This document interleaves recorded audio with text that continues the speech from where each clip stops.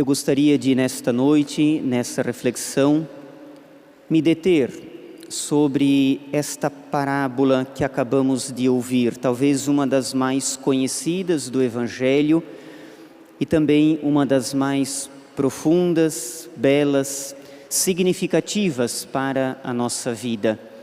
Não se trata, óbvio, de uma historinha apenas, de um conto de fábulas, de uma peça teatral. Se trata da palavra de Deus que vem ao nosso encontro e quer nos educar. E é possível identificar nesta parábola 3 atitudes diferentes e que eu acredito estão também presentes na vida de todos nós. Arrependimento, isso significa que alguma coisa errada foi feita, perdão e arrogância. 3 atitudes. Cada um dos personagens nos ajuda, porque nós precisamos nos colocar dentro da palavra e ir percebendo como dialogar com ela. O filho mais novo, ele é o retrato da nossa ou das nossas imaturidades, daquela liberdade tantas vezes que nós queremos viver sem limites, do não pensar nas consequências das nossas escolhas. Esbanja, gasta, se ilude com as coisas que tem, porém depois aprende duramente as lições da vida. Nós também passamos por isso quantas vezes? Pela falta de experiência, pela imaturidade, escolhas e caminhos errados, mas que depois, a duras penas, acabam também dando para nós grandes lições e, se humilde formos, a gente também aprende a se arrepender. A gente aprende a voltar para o caminho certo. Eis o filho mais novo. O filho mais velho, bem pelo contrário, expressa toda a prepotência, a arrogância de quem se acha melhor e se acha acima dos outros. A sua lei, o seu critério, não é a caridade ou a solidariedade, a necessidade de alguém que precisa de ajuda, que precisa ser acolhido novamente.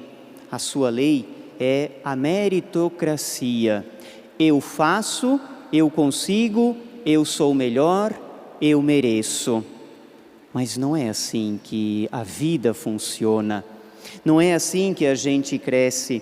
Este filho mais velho, ele não consegue se colocar no lugar de alguém que errou. E por isso se perdeu na vida. E é seu irmão, não é nem um estranho.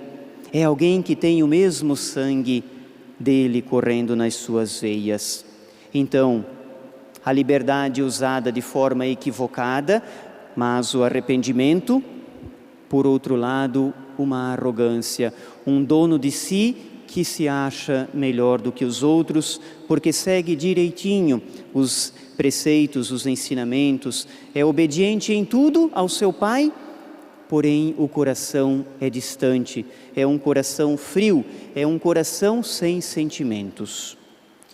Por fim, o pai misericordioso desta parábola desenha a face de Deus, que não quer a morte do pecador, mas que ele se converta e viva, e graças a ele que é assim, porque senão o que seria de cada um de nós? O Pai é aquela atitude de Jesus, que não veio chamar santos, mas pecadores ao arrependimento. E aí a gente vai se encontrando dentro da parábola, naquele filho mais novo, que quer viver do seu jeito, mas que depois se arrepende e volta. É um Jesus que não veio para ser servido, mas para servir e dar a vida, oferecer a sua vida, oferecer a sua palavra, o seu ensinamento. Mas este Pai misericordioso é também a face da igreja, a igreja da qual fazemos parte pelo nosso batismo, que como mãe oferece aos seus filhos e filhas o caminho do Evangelho, o caminho da verdade, o caminho da santidade, da salvação. Quando nós amamos esta igreja, quando nós entendemos que as suas exigências são para o nosso bem, quando nós entendemos que a grande riqueza que ela tem, Jesus Cristo, a palavra, os sacramentos, é para a nossa santificação. Mesmo diante dos nossos equívocos, a igreja sempre nos convida a voltarmos.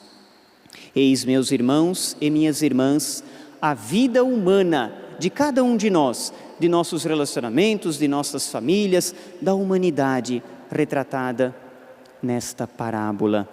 Erros, arrependimentos, perdão, acolhida, autossuficiência, arrogância, liberdade tanto para odiar quanto para amar.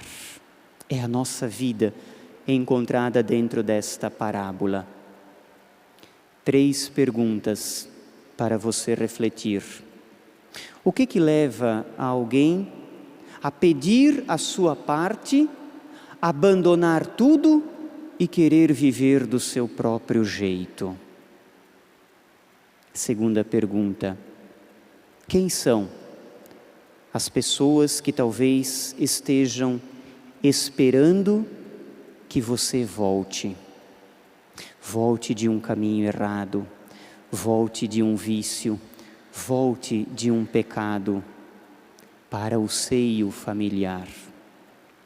Terceira pergunta: qual dos 2 filhos mais está presente em ti? No instante de silêncio, vamos rezar com esta palavra.